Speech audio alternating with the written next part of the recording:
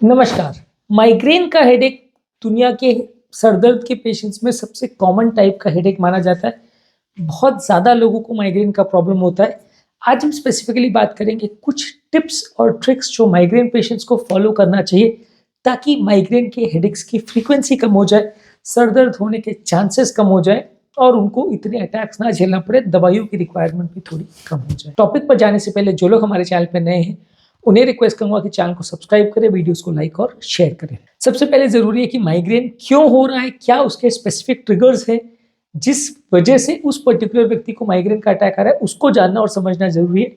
चाहे वो कोई स्पेसिफिक खाना हो जिससे उसको माइग्रेन हो रहा है, कोई हार्मोन का चेंज हो जिससे उसको माइग्रेन हो रहा है, कोई स्ट्रेस हो, नींद न आना हो सकता है, बहुत तेज लाइट के एक्सपोजर से हो सकता है, बहुत तेज स्मेल के एक्सपोजर से हो सकता है, कुछ मेडिसिन से हो सकता है। अगर इनमें से कोई स्पेसिफिक ट्रिगर आपको मिल जाता है जिसकी वजह से उस पर्टिकुलर व्यक्ति को माइग्रेन का अटैक आ रहा है, तो उसको आपको अवॉइड करना है। जहां तक पॉसिबल है उससे आपको बचना है। इसके अलावा आपका स्लीप का शेड्यूल प्रॉपर होना चाहिए। जो लोग को स्लीप का शेड्यूल जिनका गड़बड़ है, बार बार स्लीप चेंज होता है, कभी दिन में सोते हैं कभी रात को सोते हैं, अलग अलग टाइमिंग्स चेंज करते हैं, वैसे लोग को प्रॉब्लम्स ज़्यादा देखने को मिलती है। माइग्रेन के अटैक्स बार बार आते हैं, इसलिए उनको अपना स्लीप का शेड्यूल प्रॉपर रखना चाहिए। मेंटल स्ट्रेस भी कम रखना चाहिए। जिन लोग का दिमाग बहुत ज़्यादा तनाव में रहता है, बहुत ज़्यादा स्ट्रेस हार्मोन्स बॉडी में रहते हैं, बहुत ज़्यादा हर बात पे जो लोग टेंशन लेते हैं, उनको माइग्रेन के अटैक्स ज़्यादा फ्रीक्वेंटली आते हैं। तो आपको दिमाग के तनाव से भी छुटकारा चाहिए। योगा, मेडिटेशन, प्राणायाम, डीप ब्रीदिंग एक्सरसाइज, इस तरह की चीज़ें करके भी आप अपने दिमाग के तनाव को कम कर सकते हैं। इसके अलावा दिमाग को शांत रखिए, काम एनवायरनमेंट रखिए। एक अपने घर का एनवायरनमेंट भी काम रखिए। बाहर का बहुत ज़्यादा साउंड, बहुत ज़्यादा लाइट नहीं आना चाहिए। कर्टन्स थोड़े डार्क रखिए। अगर साउंड बहुत ज़्यादा है तो ईयर प्लग्स यूज़ कर सकते हैं। कई बार रात को सोते समय या बहुत ज़्यादा लाइट्स वगैरह हो तो आई मास्क को यूज़ कर सकते हैं। इससे क्या है, आपके माइग्रेन रिलेटेड सिम्टम्स कम हो जाएंगे। और खासकर अगर माइग्रेन हो भी रहा है तो उस समय आप अटैक के टाइम ये कर सकते हो कि अपने आप को एक थोड़े ऐसे रूम में कन्फाइन कर ले जहाँ बहुत लाइट या साउंड या बहुत ज़्यादा स्मेल्स ना आए या बहुत ज़्यादा बाहर का एनवायरनमेंट से एक्सपोजर ना हो। इससे आपका माइग्रेन अटैक थोड़ा सा जल्दी कम हो जाएगा और आपको उससे निपटने में थोड़ी मदद मिलेगी।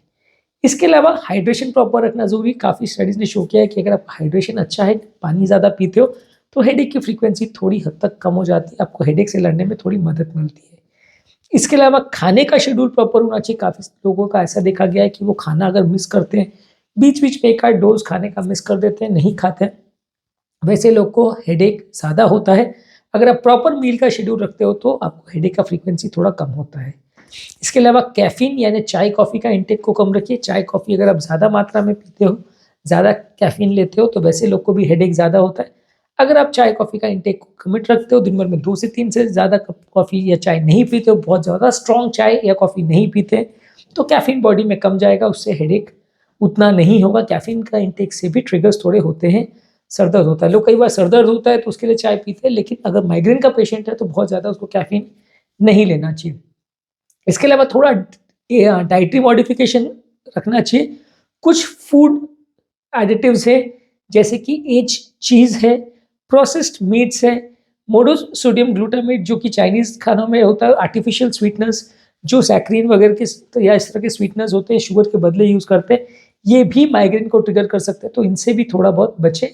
एज चीज़, प्रोसेस्ड मीट्स, मोनोसोडियम ग्लूटामेट और आर्टिफिशियल स्वीटनर्स, इनसे भी थोड़ा बचें।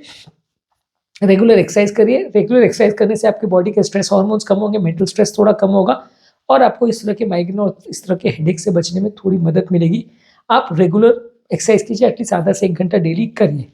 इसके अलावा रिलैक्सेशन टेक्निक्स है जैसे बायोफीडबैक टेक्निक है, प्रोग्रेसिव मसल रिलैक्सेशन टेक्निक है, गाइडेड इमेजरी टेक्निक्स है। ये सारे रिलैक्सेशन टेक्निक्स आप कर सकते हैं। मैंने ऑलरेडी रिलैक्सेशन टेक्निक्स पे एक सेपरेट वीडियो किया है जिसमें इनके बारे में डिटेल में डिस्कशन किया, उसको आप फॉलो करिए। ये सारी चीज़ें अलग अलग टेक्निक्स है जिससे आपका मेंटल रिलैक्सेशन होता है, उसको आप फॉलो करेंगे तो आपको अच्छा लगेगा और मेंटल रिलैक्सेशन ज़्यादा होगा।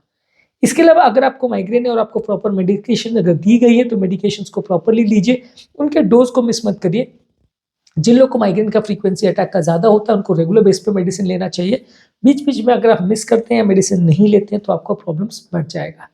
फिर भी अगर माइग्रेन का प्रॉब्लम बहुत ज़्यादा है तो आपको प्रोफेशनल हेल्प लेना पड़ेगा। सीवियर माइग्रेन जिनको है या माइग्रेन के साथ कुछ और सिम्पटम्स हैं, न्यूरोलॉजिकल सिम्टम्स वगैरह ज़्यादा हैं तो वैसे लोग को डेफिनेटली न्यूरोलॉजिस्ट को दिखाना चाहिए और प्रोफेशनल हेल्प लेना चाहिए। और उनको अगर फ्रीक्वेंसी बहुत ज़्यादा है यानी महीने में 1 से 2 से ज़्यादा अगर अटैक आ रहे हैं तो उनको प्रिवेंटिव मेडिसिन लेना चाहिए।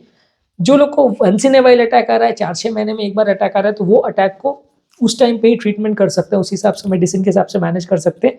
जो माइग्रेन का जब अटैक आता है उसको प्रिवेंट करने के लिए उनको मेडिसिन कंटिन्यू बेसिस पे लेना चाहिए। कौन-कौन से मेडिसिन आते हैं उसको ऑलरेडी हमने एक सेपरेट वीडियो में डिस्कस किया है। इसके अलावा रिलैक्सेशन और स्ट्रेस रिड्यूसिंग टेक्निक कीजिए। सबसे अच्छा इसमें टेक्निक है योगा, मेडिटेशन को फॉलो करिए। ये सब चीज़ें करने से एक्सरसाइज तो होती है, साथ में आपका मन भी शांत रहता है, बॉडी में स्ट्रेस हार्मोन्स कम रहते हैं। इससे आपका मेंटल टेंशन कम होगा और आपका माइग्रेन की फ्रीक्वेंसी कम होगी। इसके अलावा अगर आपके नेक की मसल्स बहुत ज़्यादा स्ट्रेच हो रहे हैं, पेन अगर उनमें हो रहा है तो उससे भी कई बार माइग्रेन हो सकता है। तो उनमें हॉट थेरेपी या कोल्ड थेरेपी यूज़ करिए। गर्म पानी की पट्टियाँ या ठंडे पानी की पट्टियाँ कीजिए। अलग-अलग लोगों में अलग-अलग तरह से ये चीज़ें वर्क करती है। किसी को गर्म पानी ज़्यादा सूट करता है, किसी को ठंडा सूट करता है, तो आपके हिसाब से आप देख लीजिए कि आपको इनमें से कौन-सा ज़्यादा अच्छा है। ये आपकी गले की मसल्स को रिलैक्स करता है तो इससे आपका माइग्रेन अटैक कम होगा। माइग्रेन अटैक के दौरान भी कई बार गले के मसल्स में खिंचाव हो सकता है, जो उसको ये फॉलो करने से फ़ायदा मिलेगा। इसके अलावा आप नॉन प्रिस्क्रिप्शन पेन किलर्स जैसे कि एसिटामिनोफेन, इबुप्रोफेन है, नेप्रोक्सेन है, एस्पिरिन है, ये सारी चीज़ें यूज़ कर सकते हैं। अगर आपको पेन हो रहा है तो उस टाइम पे आप ये मेडिसिन को ले सकते हैं। इससे आपका थोड़ा-सा माइग्रेन का अटैक कम हो जाएगा। कुछ अल्टरनेटिव थेरेपी जैसे कि एक्यूप्रेशर, एक्यूपंक्चर, हर्बल सप्लीमेंट्स है, कायरोप्रैक्टिक मैनिपुलेशंस है, ये सारी चीज़ें भी माइग्रेन की फ्रीक्वेंसी को कम करती है। बायोफीडबैक टेक्निक भी माइग्रेन को कम करती है, तो आप इन सारी चीज़ों का प्रयोग कर सकते हैं। इससे माइग्रेन की फ्रीक्वेंसी थोड़ा कम हो जाएगी। प्रॉपर आँखों का ध्यान भी रखना ज़रूरी है। अगर आपका आँखों का केयर प्रॉपर नहीं है, चश्मा का नंबर प्रॉपर नहीं है, आँखों में विज़न प्रॉपर नहीं है, कैटरैक्ट वगैरह हो रहा है, तो ऐसे केसेस में भी हेडेक ज़्यादा हो सकता है। तो प्रॉपर हेडेक का ध्यान रखना अगर आपको है, तो आँखों का भी प्रॉपर ध्यान रखना है। जो भी मेडिसिन आपको माइग्रेन के लिए प्रिस्क्राइब की गई है, वो कंसिस्टेंटली लीजिए। उनको बीच में कभी ले रहे हैं, कभी नहीं ले रहे, वैसा टाइप का मत करिए। उसमें आपका माइग्रेन फ्रीक्वेंसी में फ़र्क नहीं पड़ेगा। आप रेगुलरली अपनी मेडिसिन को लेते रहेंगे, तो आपको ज़्यादा अच्छा रिजल्ट्स मिलेगा। आपका दिन भर का रूटीन जो है वो रेगुलराइज़ करिए, प्रॉपर्ली उसको मेंटेन करेंगे तो ज़्यादा अच्छा रिस्पॉन्स मिलेगा। जो लोग अपना दिन भर का रूटीन बार-बार चेंज करते रहते हैं, बार-बार अपने दिन भर के पैटर्न्स को चेंज करते हैं, कभी उठने का पैटर्न, कभी सोने का पैटर्न, कभी दिन का काम, कभी रात का काम, कभी खाने का टाइम अलग हो रहा है, कभी सोने का टाइम अलग हो रहा है। वैसी चीज़ों को अगर आपको बार-बार तकलीफ होती है माइग्रेन का, तो उससे आपको बचना चाहिए। फीमेल पेशेंट्स में अगर हार्मोनल चेंजेस आ रहे हैं तो उसके लिए आपको हेल्थ केयर प्रोफेशनल को मिलने की ज़रूरत है।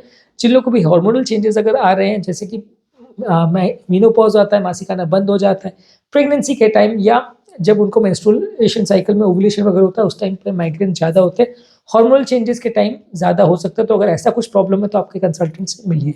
अगर इसके बाद भी प्रॉब्लम हो रहा है तो आपको सपोर्ट लेना चाहिए अपने फ्रेंड्स का, फैमिलीज़ का और डॉक्टर का। ये सभी लोग आपकी मदद करेंगे। फ्रेंड्स, फैमिली आपको साइकोलॉजिकल सपोर्ट देंगे, जिससे बीमारी को लड़ने में मदद मिलेगी, और डॉक्टर्स आपको मेडिसिन और प्रॉपर टिप्स देंगे, जिससे भी बीमारी को लड़ने में मदद मिलेगी। तो ये सारी चीज़ों को अगर आप फॉलो करेंगे तो आपको थोड़ा बेटर रिस्पॉन्स मिलेगा और बीमारी की फ्रीक्वेंसी कुछ हद तक कम हो जाएगी। तो आज के टॉपिक में हमने बात करी कुछ इंपॉर्टेंट टिप्स जो माइग्रेन के अटैक्स या फ्रीक्वेंसी को कम कर सकता है।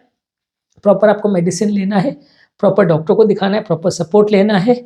अगर आपका स्ट्रेस बहुत ज़्यादा है तो उसको कम रखिए, माइग्रेन के ट्रिगर्स को अवॉइड करिए, मन को शांत रखिए, रिलैक्सेशन टेक्निक करिए, पानी ज़्यादा पीजिए, एक्सरसाइज ज़्यादा करिए, योगा, मेडिटेशन, प्राणायाम, इस तरह की चीज़ें कर सकते हैं। आँखों का प्रॉपर ध्यान रखिए, लाइफस्टाइल अपना प्रॉपर मेंटेन करिए, स्लीप शेड्यूल प्रॉपर मेंटेन करिए। हार्मोनल चेंजेस अगर आ रहे हैं तो उसको अवॉइड करिए, उसको डॉक्टर्स को दिखाइए, और मेडिसिन, पेन किलर्स बीच-बीच में यूज़ कर सकते हैं।